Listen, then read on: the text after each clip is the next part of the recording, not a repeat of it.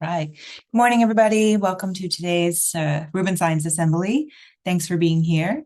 We're going to start with a couple of announcements and a little introduction like usual. And then after about 5 to 10 minutes, it's going to be the points of interest broker is the topic of the day. All right, for announcements, you've heard this one before probably, but alerts are flowing. As of February 24th, alerts are now publicly available. I'll post the link to these slides in a moment so that you can get at all of these links that are in the announcement slides. But at rubinobservatory.org in the For Scientists area, there are links to information about how to access these alerts. There's also a press release describing everything about first alerts, and our technical documentation for alerts as a data product is at prompt-products.lsst.io. Looking to the future, this summer, the Rubin Data Academy will be the week of June 22nd. This is fully virtual. It's held the week after the summer AAS. It's targeted mostly for students who are maybe starting summer projects with Rubin data, and it's kind of designed to take people from zero to up and running, accessing and analyzing Rubin data. In July, at the end of July, the week of July 27th, the Rubin Community Workshop will be at SLAC in Menlo Park. The abstract and session suggestion forms are now open with a deadline of Friday, April 24th. So that's coming up. Registration is also now open, so you can register, pay the fee, book your hotel, get all that kind of sorted now. All of that is at the project.lsst.org/meetings/Rubin 2026 website. And then looking forward to our Rubin Science Assemblies over the next couple of weeks. This week, it's the Points of Interest Broker. Next week, the Ample Broker. The week after that, it's going to be a session not about brokers, but about follow-up opportunities with Gemini Observatory. And then at the end of April, we hear from the SNAPS broker, which is the solar system broker. And then we'll continue that schedule through the rest of the year. As always, this is your one slide reminder that you do have a users committee. They are charged with soliciting your feedback and then recommending improvements in their reports to the Rubin Observatory director. They love to hear from you. Their next meeting is coming up at the end of April. It'll be like the last Monday in April. I forget what the date is. And there's always a listening session in every users committee meeting. So they will like people to show up, say how you've been using the Rubin Science platform. You can ask them questions. And they can take that feedback back, and we make changes based on what the users committee recommends. So just a reminder that they exist. They want to hear from you. Another standard reminder that the Link Frameworks folks hold office hours, which are the hour immediately after the Rubin Science Assembly. Sometimes they are drop-ins, sometimes they're doing a technical talk, but you are always welcome to go, find out what the folks are up to, all of the cool data products and data access things that they're making, software tools for data analysis for Rubin data. And that ends the announcements. And then I have just 2 slides of alerts and brokers primer in case this is your first Rubin Science Assembly about alerts and brokers, or you haven't had a chance to work with them before. For all of the data that Rubin Observatory makes, it comes out in sort of 2 timescales. There's the annual data release timescale. That's a reprocessing of all of the data we've ever taken is reprocessed and re-released every year. And then the other timescale is the prompt data products. These are the near real-time process data that's released within minutes to days. It's kind of 3 kinds of prompt products on 3 different timescales. The first is the alerts, the second is the catalogs, and then the third is the images. Alerts are notifications of detected sky changes. Those come out within minutes. The catalogs, it has all the same data and information as went out in the alerts. It's just stored in queryable catalogs. Those become available within 24 hours. And then the images do have an 80-hour embargo, but then after that, they're available to data rights holders. In the future, so right now alerts are coming out only in a few select fields where templates have been made, so it's not very many alerts per night. But as we grow the sky area over which we have templates, and once we're sort of up to full alert stream strength, you can expect up to 7 million alerts per night. And those don't go to individual users, they go to brokers. Alerts and brokers together, think of them as like a community fountain where you can go to the brokers and sort of drink from these streams of information about changes in the night sky. All right, when I say alerts, what does that actually mean? What is an alert? One alert is issued for each difference image source detected with a signal to noise ratio greater than 5, whether it's positive or negative. The images across the top kind of show you how a difference image gets made. The science image, also sometimes called the direct image, is the new image of the sky that you just took. The template is an old image that you took maybe a year ago or some time ago that presumably doesn't have the transient in it. For example, here you're seeing just the host galaxy in the first two pictures. Subtract the template image from the science image. That makes the difference image. And suddenly you can see the supernova or the AGN or whatever it is that's changing with time. And it appears in the difference image. If it's brighter in the science image than the template, the difference image source is positive. If it's faded in the science image, since the template image, the difference image source will be negative. We detect both positive and negative sources in the difference image. And so long as the SNR is greater than 5, it's detected and an alert goes out for that particular detection. The alert itself is just a machine readable file that contains the data for the detected source. So it's got the coordinates, magnitude, shape and size, date time filter, a history of past detections up to 12 months. Right now, we don't have 12 months of data, so the history is shorter, but it's basically the light curve comes with the alert packet. And then very small versions of the image cutouts also are in there. The alerts themselves are a public data product. And as I mentioned before, they don't go to individual users, they go to brokers. Brokers are independent software systems that process and serve alerts to the science community. They add value to the alerts, so they'll do filtering, cross-matching, classifications. They'll calculate additional derived properties like custom periodograms, things like that sometimes. So they add value to the alerts, and then they also offer data access services to users. So they'll have web-based user interfaces, API clients, that kind of thing for you to get access to the Rubin alerts and the additional information the brokers add to them. You can get an overview of all of the like everything about alerts and also all the different kinds of brokers that are out there in the rubinobservatory.org for scientists website. There are 9 brokers total. 7, we call them full stream because they're taking all of the alerts from Rubin Observatory. And 2, we call them downstream. These 2, SNAPS and today's broker, Points of Interest, have a more focused science goal. And so they don't need every single alert that comes from Rubin Observatory. They just need the ones that match their particular science goal. So today we're going to hear from Nina about the Points of Interest downstream broker. And that's it for introduction and announcements. I'm going to hand it over to Nina. She's here. I'm going to stop sharing. And I think take it away, Nina. Thanks for being here.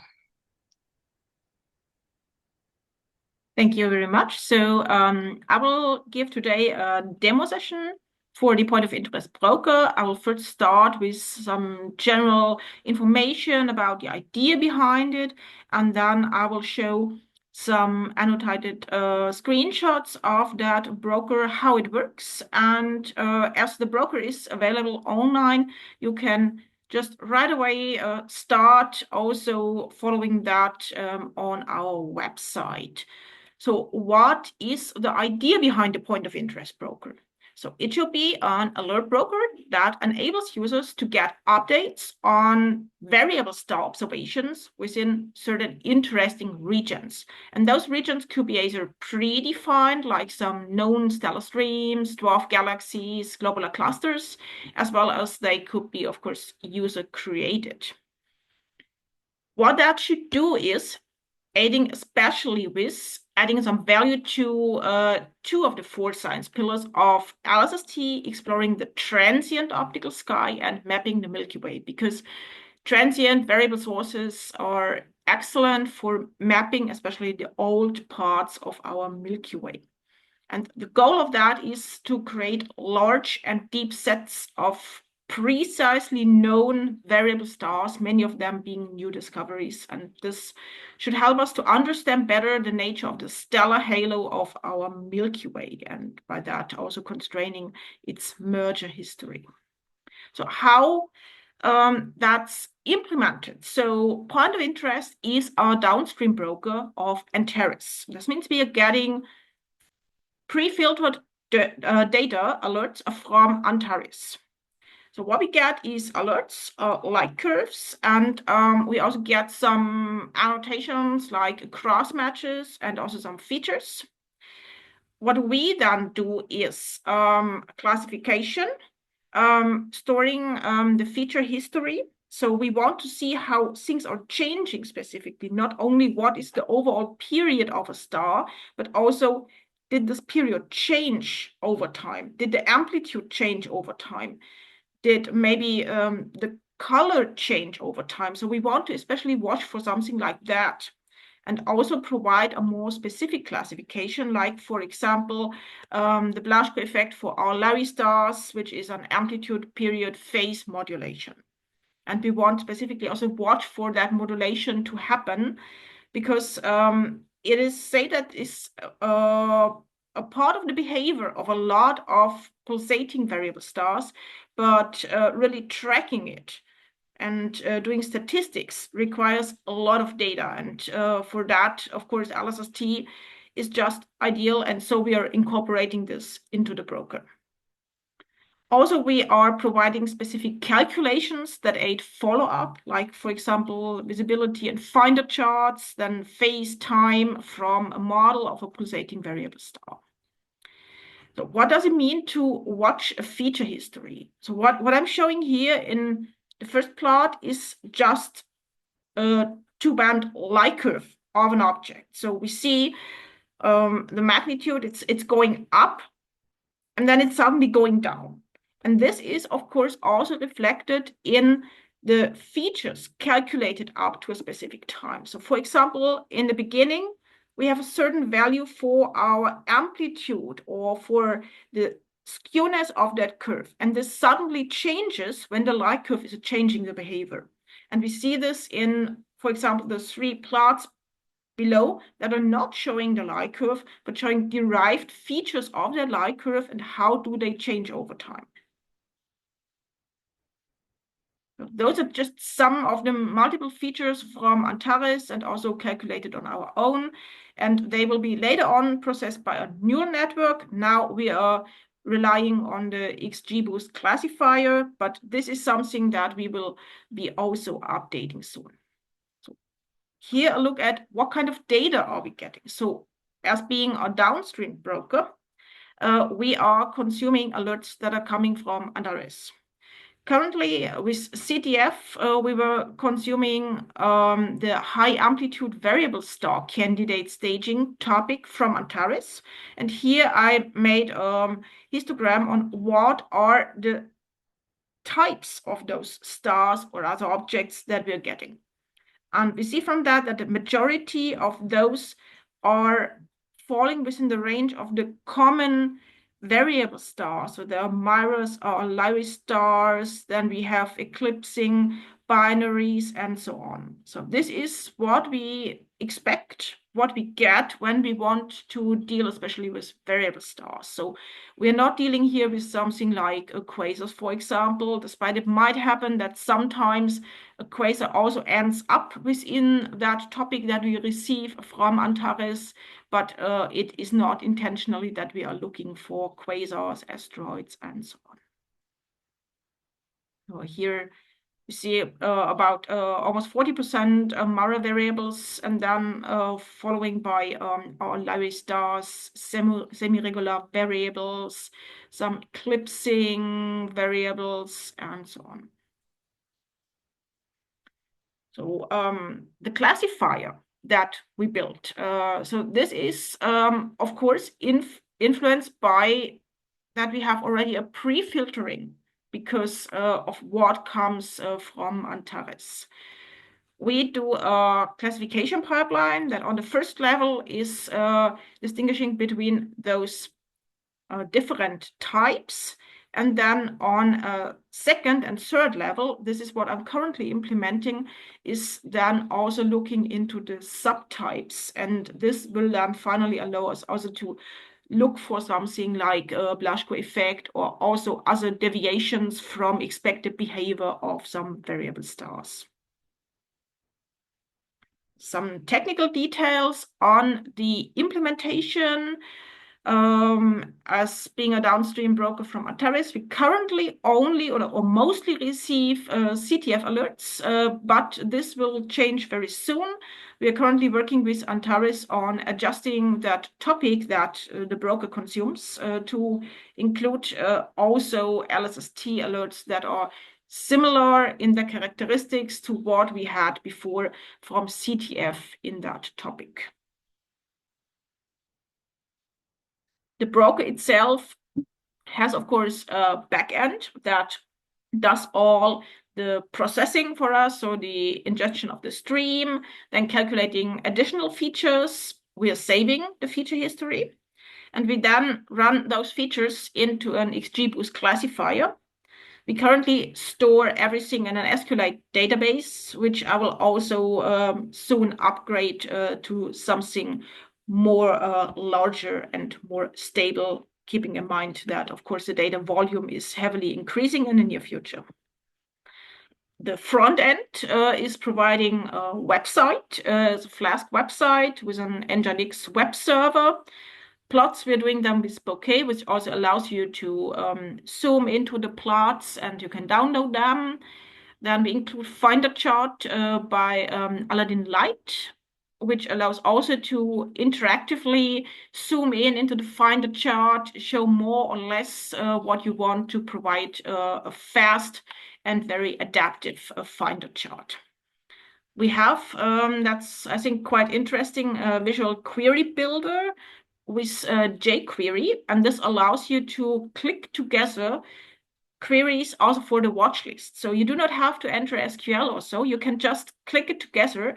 And this also helps avoiding mistakes like just typos in column names or something like this. This cannot happen because of the visual query builder. We will see that in action later on during the demo.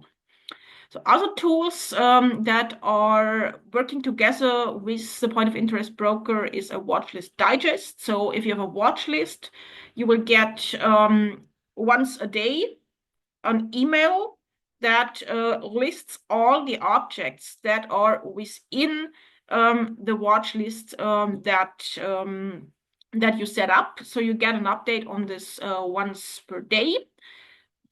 Then, of course, there are some tools for me to do user administration. So because you can sign up and you can have your account store certain things like the watch lists, but also filters and so on. And then we have also a small suite of general test and admin tools.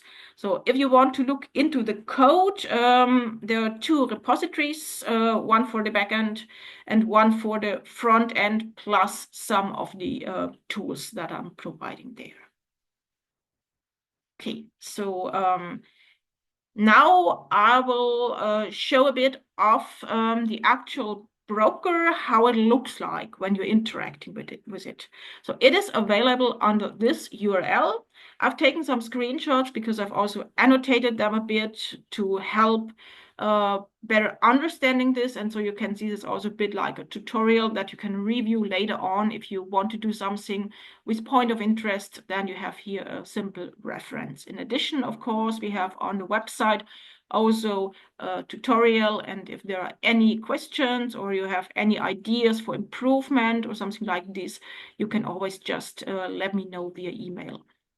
So how does it look like when you open the website? So then you see first the typical broker interface, list of the alerts, starting with the most recent ones. And of course, you can scroll through them. You can go to the next page and so on. So this gives a general overview that's already available without you required to log on.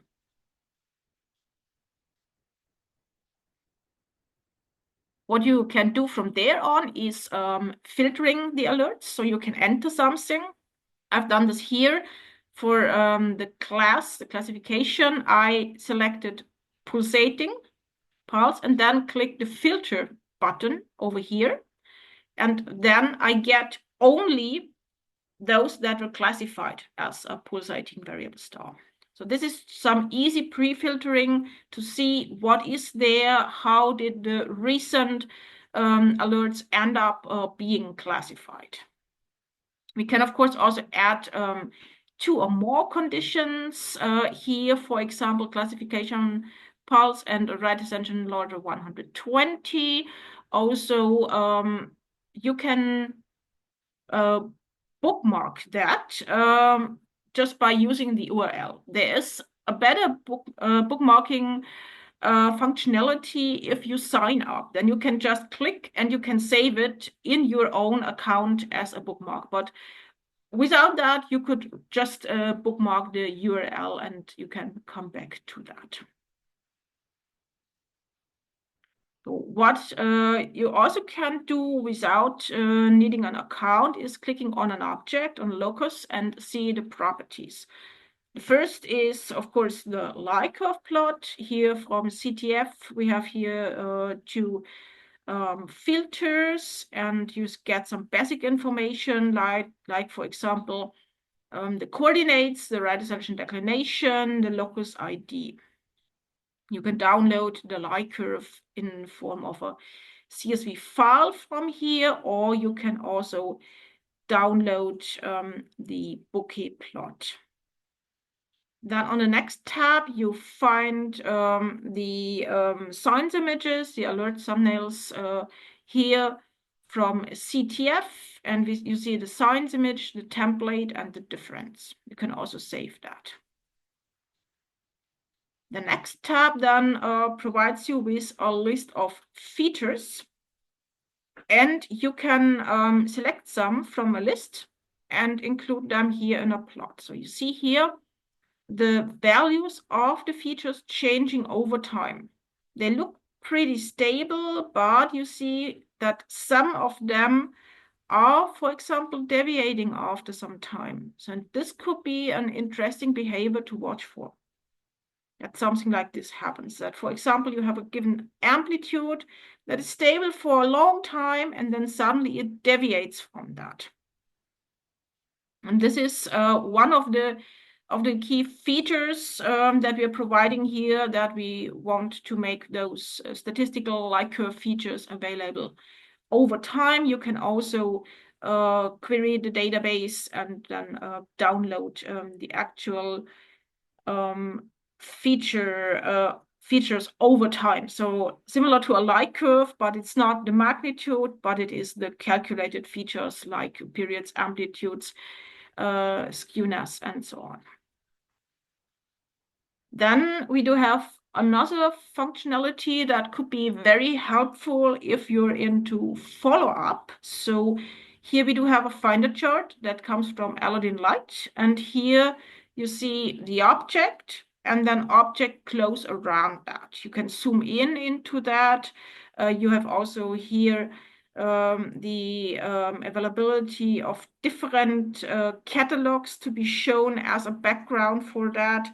And when you zoom in very much, then you have a classical finder chart that you can just use when you're observing at any telescope or observatory. For the observing planning, what's of course also important is knowing when the object you're interested in is actually up. For this, you can select in the lower portion of that screen here the observatory and a date when you plan to observe.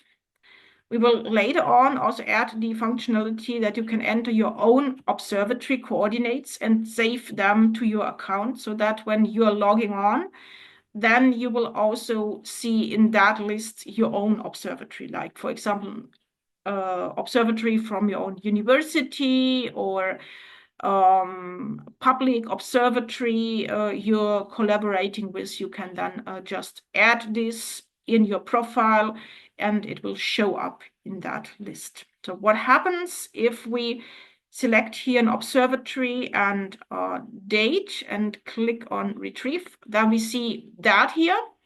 It's a chart that helps you with observing planning. You see when the object is up and when the moon is up. You can see the air mass, and you see towards the right also a symbol that indicates the moon phase, and under that detailed information about the moon in that specific observing night. So from that you can then decide if it is worth observing in that night or rather not.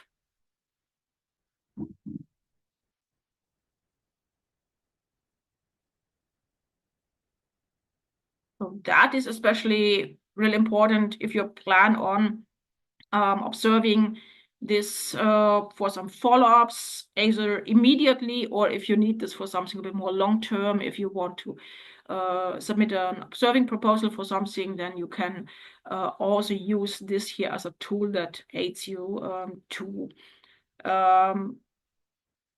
put together a list of observable objects at a given night.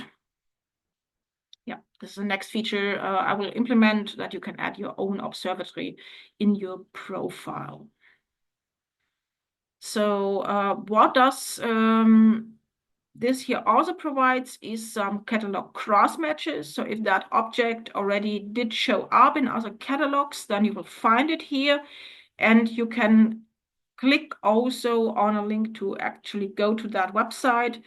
And in the same way, we also show if that object is showing up in other alert brokers, where it's currently in Alercy or Antares, and we can also add other brokers here and link to them and the specific alert.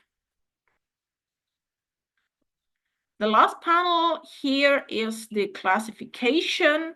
We provided here as a chart that shows the classification probability that is most probable. And this is here, for example, pulsating variable star. But we also see that other classes are almost equally likely. And I think this kind of plot is really helpful because it helps to judge the actual classification. Is it indeed very likely that it is of that specific class, or are there several classes where the classifier is not sure yet about this specific object? And this might also change over time, and we're also saving this. So also something that could be interesting, objects that had a certain classification quite stable for a long time, but then changes suddenly. So this is, of course, indicating an object that is behaving unusual, that is changing its behavior drastically. And this is also something that might be interesting to watch for. Key. So what if you want to retrieve data from this? So there is, of course, the watch list. There will be soon a similar query interface that is not a watch list, but is querying data that are already in the system. But you can also, in a simpler way, just select rows and then click the download selected button to get them as a CSV. That's also possible without logging on. So the simplest thing that you could do without creating an account is selecting here certain values for a filter, and then just click filter and then download them. This is the simplest thing that you could do. And then you get the light curves along with the features for those alerts. This is how it looks like, what you get when you download the CSV files.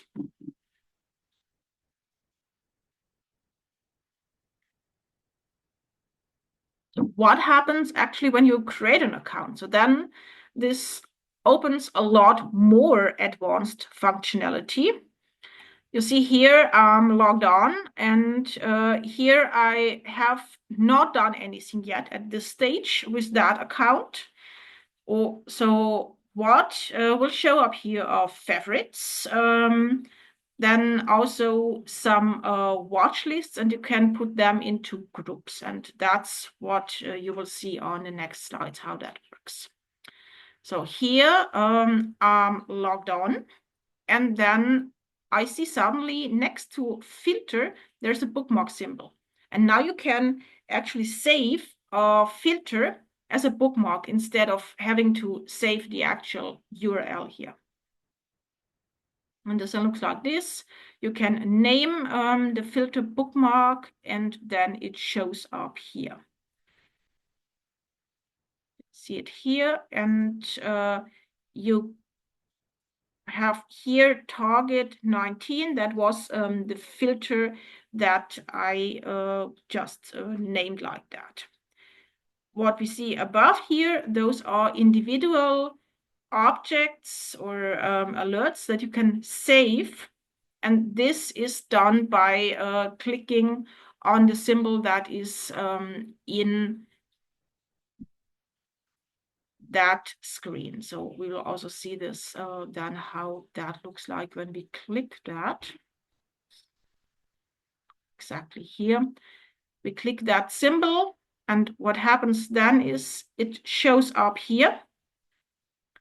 And those you can group. You can create a new group. You can name it however you want. And all of them are always also showing up as ungrouped. So they are not just stashed away in a group, but you can also put them into different groups. So ungrouped is basically a list of all of them. And in the groups, you can have some of them. So we're clicking new group. And then we have here made our group, we have named it, and we can then move objects into that group.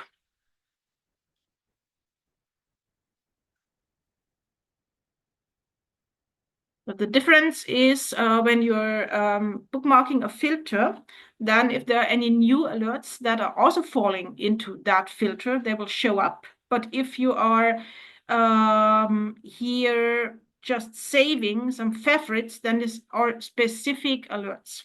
And this is a difference. The more advanced thing is actually creating a watch list. That watch list can be configured like a query. And that watch list will lead to an email sent out each 24 hours. That gives you then access to the objects that are having alerts that are falling into the regime of your watch list. So what you're doing here is configuring a watch list by using the Visual Query Builder tool. That's something where you can play around a bit with how it works.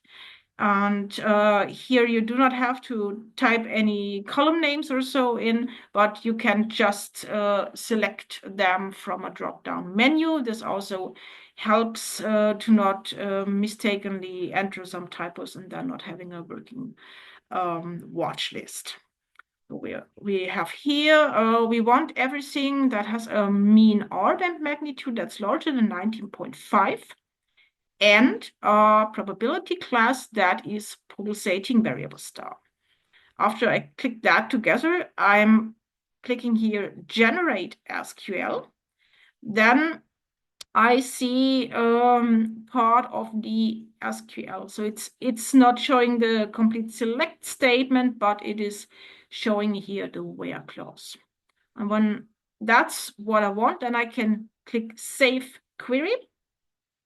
And I can save it. It also shows me that the query is valid and repeats here the part of the SQL statement. So with that, we can be sure that our watch list is configured in the correct way.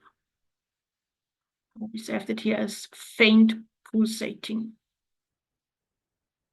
You can have multiple watch lists, and they are showing up here in your profile. That way you also know what you have there, and if you do not want to have that watch list anymore, you can just click the delete button and then it's gone. So what happens if there are any alerts matching your watch list? So then you get a digest once a day. Here you see, for example, faint pulsating. I had 64 matches. And I can then just click on them, and then I go directly to the broker website and can then just look up everything. So it lets one go directly to the broker website, so you can look up those alerts immediately without having to enter them there. Okay, so that was basically the demo. You can find us at this URL. We had some recent interruptions, which you might have notified, but we are back online now. And we're looking forward very much to soon also process the LSST alerts when we get them from Antares. So thank you. And if you have any questions, let me know right away, or please send me an email if you find any kind of bugs or have suggestions, some questions for something to be implemented, and I'm happy to help out with that. Thank you very much. That's great. Thank you, Nina. Maybe you could pop your email into the chat, and also we can start with the questions that accumulated in the chat.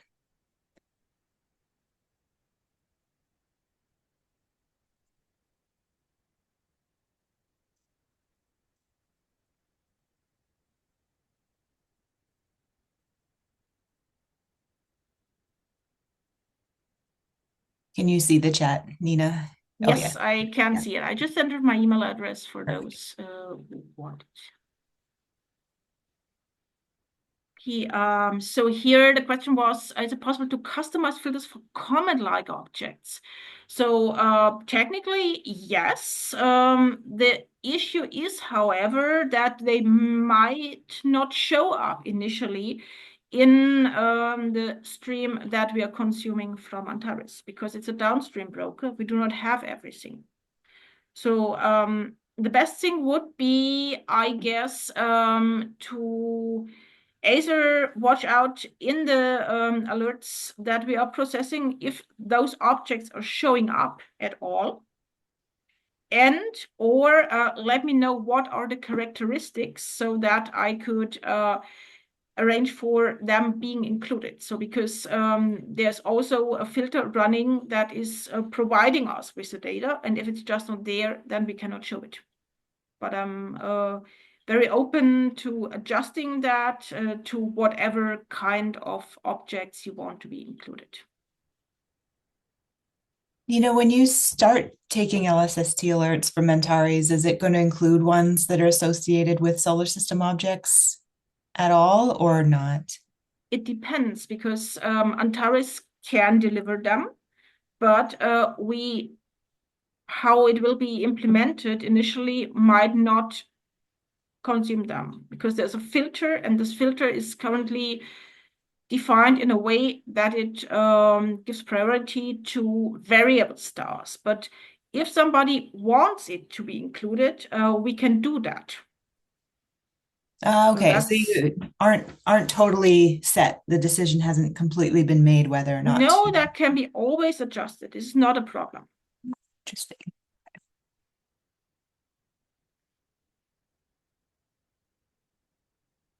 So the other question I see here was regarding API query functions. Not right now, but we will have them. So you might have seen from the website, you can do watch lists right now, but you cannot query the database right now. Neither from the website nor with an API, but it will be implemented, because I think it will be super helpful to have that included, because yeah, then you can just integrate it a lot easier into your own software when we have that.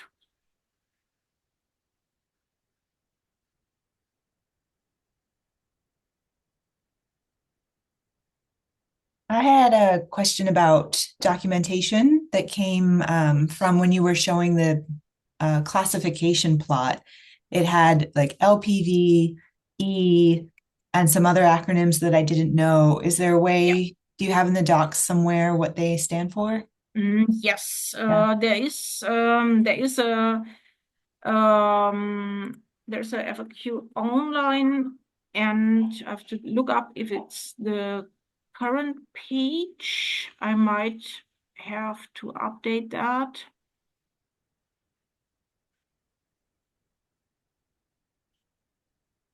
So I've not described this in detail right now, but I will do that.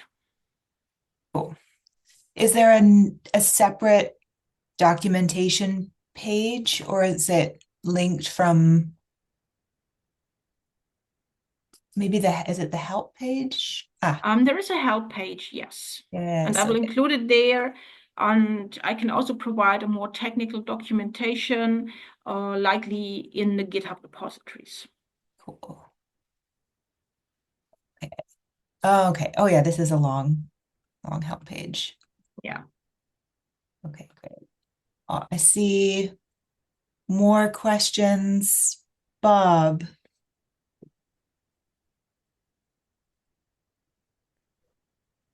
I was just wondering if you could point us in the direction of the tutorial you mentioned. Yes. It is not a full tutorial, it's a help page. So that you find just on the website when clicking help towards the right. I can also put it here in the chat. I found it. It's right on the page, so that's fine. Okay. I was wondering what else there was. Thank you.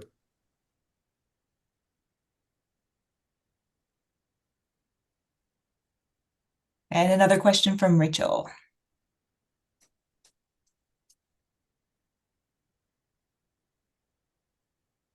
Yeah. So we will make our data available to everybody who wants them. We have not set up a precise plan. So for this, I think it would be good to contact us and to arrange for that. But yes, the data should, of course, be shared with whoever might find them helpful.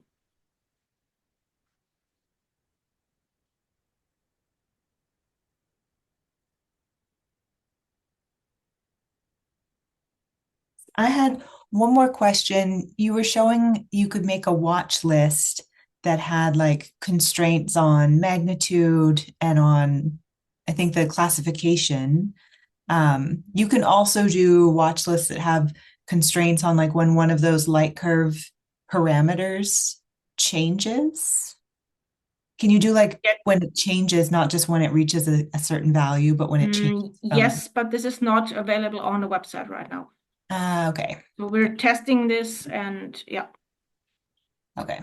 Cool. Because that's a bit more tricky to test. So we have it not online yet, and also want to wait for the LSST alerts for that to really make it available.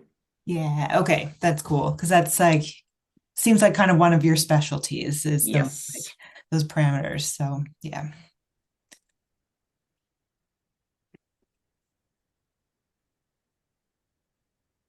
All right.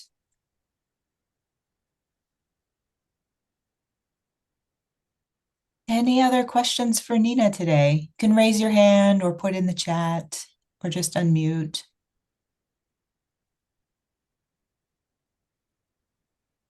Oh, could you just tell us a little bit more about the subclassifications that you talked about it in the beginning, but I'm looking at the classification on the main page, and I'd like to know when you're going to have more of those or Yeah. deeper. So I mentioned this is something we are currently implementing, and it is not on the website yet. So that will be all of those common subtypes, like different types of Larry stars, then the Blaschko effect, of course, maybe supernova types and something like this. This is not available yet on the website. Looking forward to it. This is looking very cool right now. That's Thank good. you. So I got another question regarding a preprint reference. Yes, so it's not available yet. I'm working on it. We're a very, very small team, so most of the work currently is mine. So it's not going so fast, but I guess you see we have made good progress in the last months, and so there will also be a preprint available shortly.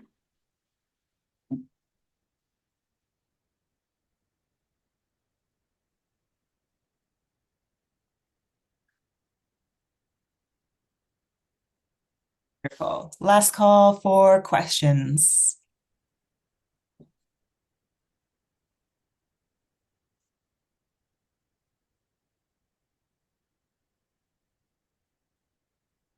Okay, great. Thank you so much, Nina. This is really exciting. Thanks for being here to present. Another round of applause for Nina. Thank And you. yeah, stop recording.